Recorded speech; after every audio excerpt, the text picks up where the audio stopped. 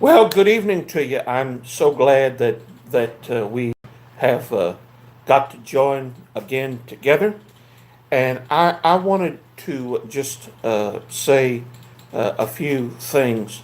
I'm always preaching on the uh, broadcast or sending out messages about different ones, businesses, etc.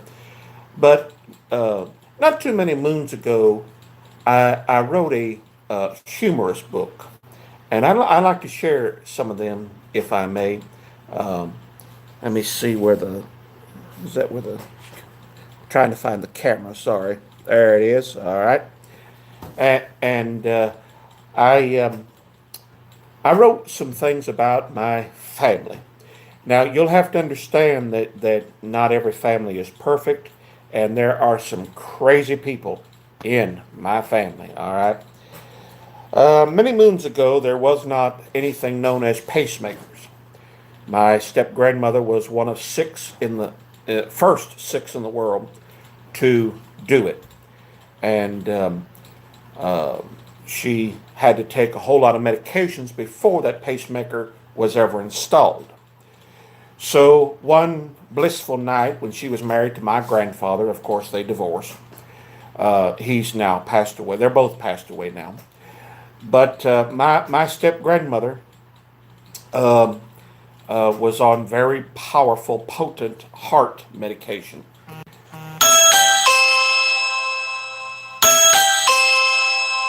And as this medication took effect for her to go to sleep, she opened her eyes one time and said, "There's Bill." Well, Bill had been dead for a couple of years now, and my granddad uh, stood up, or actually sat up in the bed, not stood up, and said, "Excuse me." And she said, "There's Bill." He said, "Where's Bill?" She said, "He's up there floating around the room." And Grandpa told her, he said, "Well, you and Bill have a good time. I'm going downstairs." And there, another funny thing that happened was my great grandmother and great grandfather owned a farm, used to, in Battle Creek, Michigan. And my great grandfather worked for Kellogg's. He was superintendent of food division. And he had a farm, had what I've been told, a beautiful farmhouse, beautiful farm, and trained a mule to pull his T-bird out in the road during the wintertime. Well, my great uncle was a real snot sometimes, and he could be as an adult. He's passed away now. And my grandmother and one of my cousins were standing by the side, and my great uncle decided to smack the horse while his mama um, was trying to get on the horse. About the time she was trying to get on the horse, my great uncle slapped the horse on its backside and said, "Go get your oats, Bess," and dragged my great grandmother all the way to the feeding trough and missed her head probably about that by that much. And her getting off the horse, just a shaking, shaking, shaking, shaking. She grabbed at my great uncle and wore his rear end out. And my grandmother and her cousin just stand up there saying, "Get him, Paul! Get him, Paul! Get him, Paul! Get him!" But you'd have to be there. Another story that I find funny. This is family stories, by the way. My dad, uh, as he was older, very uh, fair but firm dude. But as a juvenile, yeah, right.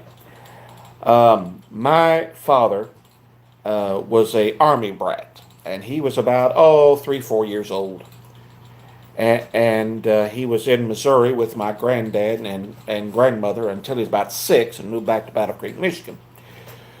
Well, Grandpa had to get up early in the morning at times, and being in the U.S. Army, and probably about 500 hours. So uh, at the captain's house, my granddad mentions out, it's time for us to go. I've got to get to bed. He says this about 10 times before he finally looks at the captain and asks the captain. He says, "Would you bring my wife and son home? I've got to get to bed." He no sooner got in that bed, that door went wham. She come on back there. She says, "I have never been so embarrassed in all my life. And the next time that you leave me at the captain's house, I'm moving to mama's." Well, she goes off and starts cooling off, and here comes my dad. He says, "Daddy," he says, "the next time you leaves me and mama at the captain's house, we's going to Nana's." Here comes my grandmother right back. Stephen Mad said, "Next time you leave me at that captain's house, I've never been so embarrassed in all my life. We's going to my mama's." Here come my dad trying to stir it up again. "Daddy, the next time you leave us, we's going to Nana's." So this happened for about 2 or 3 hours, and my granddad finally had it. And he knew he'd wake up in the next week or the next 2 weeks if he smarted off to my grandmother. So he just went ahead and smarted off to my dad. He said, "Farrell, I'll tell you what." He said, "I'll give you the bus fare. You can just go ahead and get it right now." And my dad looked back at his mother and said, "Ma, he's a threatening me."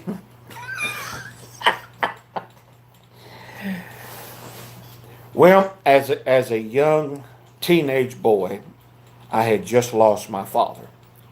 So I come down to Alabama. And it is a wonderful state. And I think the northwest part of Alabama is beautiful. And most of the people there are wonderful people. And I talk with my hands and I move a whole lot of things. If you see my hand here, I'm moving the mouse, and sometimes I'm moving the computer. That's where my phone is right now. And but I got into snipe hunting, and I didn't know what it was. It is absolutely nothing. And I thought I saw something run by while I was holding the bag, and I thought it was red. It was really my eyes trying to adjust to the darkness. So this ex-in-law decides he wants to come out and invite me out for snipe hunting. Well, the ex-in-law wasn't all there. He still ain't all there, by the way. He's very, very psychotic and psychopathic, and very much a predator. And we go out into these 88-acre fields with all these horses, might I add, with a lead mare and the geldings and some of them stallions. Now, if you know anything about a horse, they spook real easy, and they're very, very curious too. That's why when they lean down, and see what a rattlesnake is, and their nose starts swelling, you gotta cut water hose and shove it up their nose so they can breathe, because the rattlesnake's poison is closing up their nasal area. So we get down amongst the horses, and I get on one side of the gate, and this dude's on the other side of the gate, and he's around about 6 to 8 horses, and I knew exactly what was going to happen as soon as he told me, "Shake the bag." I didn't say a word. So he tells me, "Okay, Stephen, shake the bag." So I shake the bag, boom, go off 6 to 8 horses, nearly run him over, and I'm walking back down, and I mean everybody's laughing up a storm. I thought I saw something red, and this dude comes up to me and says, "Oh, they're all laughing at me. They're all laughing at me. I nearly got ran over." But oh well, okay. And another one, another memory that was shared one time was my grandmother was in a hospital, shot full of cancer. Now, never tell your parents, no matter if they're sick or well, and they believe in beating your rear for you, never tell your parents that they can't do something, because they're going to be instantaneously healed by the power of God. They're going to get on their crutches and they're going to fly after. Now you'll understand that when I tell you that you don't say these things to your parents, please do understand. Do not say these things to your parents, okay? It is unimaginable what your parents will do to you when they get a hold of your hind end, all right? My dad, when he was young, decided to tell my grandmother a smart off suggestion. So she says, lean in. He says, no, you can't do nothing. She gets up on them crutches, boom, out goes dad out down the hallway. The nurses are laughing their hind end off. First comes in dad, then comes in grandmother, then comes in dad, then grandmother right behind him, then comes in dad, then comes in grandmother right behind him. And she grabs her crutch and shoves it under his feet and wears his hind end out. And everybody at the nurse's station is cracking up. Well, uh, talk about 30, 40 years later, I do the very same stupid thing. My dad's dying, and he did after a while. 7/19/95, he died at 10:30 in the morning. And that's what the paper says anyway. Um, I told my dad one of the last few times that he could get up and walk out that chair. I said, there's nothing you can do about it. And he said, oh, is that right? He said, hand me them crutches. About the time I hand him them crutches, he shoves that footstool about 60 miles up toward Wyoming, throws them blankets out towards Lake Michigan, and rises. Let me tell you, that man rose out that chair. We talking a half of a ton of a man that rose up out of his reclining chair, okay? And, and I take off down the hallway, and Dad takes off down the hallway with me, and I'm in the lead. Then Dad gets in the lead, and I'm in the lead, and Dad gets in the lead. And all of a sudden he's a beating me about 10 to what feels like 1,000 times, and I'm a ball and a squalling, and he's a chewing me out, and it was hilarious. You had to be there, and um, it is interesting to me that the children nowadays say, oh, I've been abused, I've been abused, I've been abused. You don't know what abuse is, friend. I've heard of a lot of stories of abuse. Let me share one with you about me. Let's get serious now. Okay? Alcohol does not mix when it comes to a bunch of clowns who want to hurt kids. Okay? If you have a child between 4 and 9, your hind end should be right there watching that child while everybody's getting drunk. Okay? That 4 to 9 year old should have been in bed a long time ago, whether it's Friday night or not, should have been in bed a long time ago before some clown decided to put them up against the wall or up against the ceiling and smush their face where they can't hardly breathe, and then put pillows over their face and then lock them in closets for minutes at a time because they're cowards. You understand what I'm saying? That has an effect on a child, and that has an effect on a person in the future, whether you want to believe it or not. It has an effect on them in the future. So stop doing it. Stop being a clown. You understand? And don't tell a 4-year-old he's hefty, hefty, hefty, and look at a 7-year-old and say, oh, he's wimpy, wimpy, wimpy. He got to have mama all the time. Well, if you're 7 years old, you'd have to have mama all the time too, because there ain't no daddy. Duh. You understand? That's when you really want to say duh. Are we clear? All right, let's get back to some happy moments.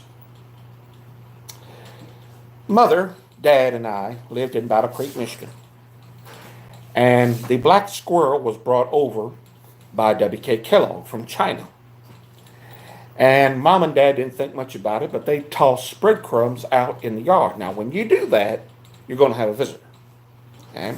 Saturday morning, Dad and I are sleeping in, and Mother goes and fixes her an egg.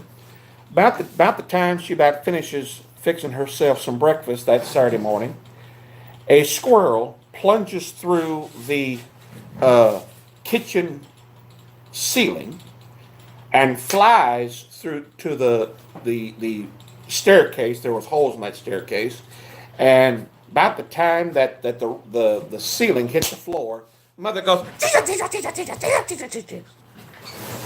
and flies to the bedroom.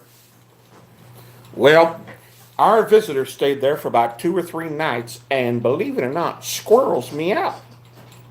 He was caught, he was stuck, and they meow. Well, Dad really didn't want nothing to happen to me or Mother, because we live there. So he called an exterminator. Exterminator said, just let him fly out. And within the next 2 or 3 days, he jumped on the table and jumped through the roof and jumped on out. But I want to tell you something.